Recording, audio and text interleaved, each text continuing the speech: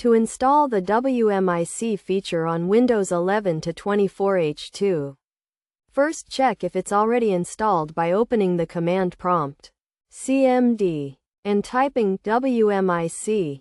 If the command is recognized, you'll see a prompt indicating that it's installed.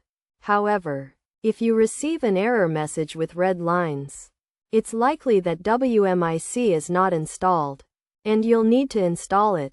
The easiest way to do this is by searching for optional features in the search box.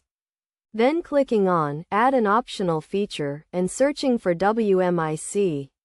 If this method doesn't work, you can use PowerShell to install Wmic.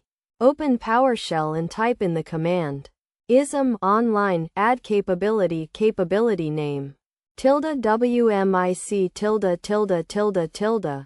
You can find this command online and paste it into PowerShell. Press enter and wait for the installation to complete. Once installed, you can verify that Wmic is working by opening the command prompt and typing Wmic again. If the command is recognized, it means that Wmic has been successfully installed on your computer.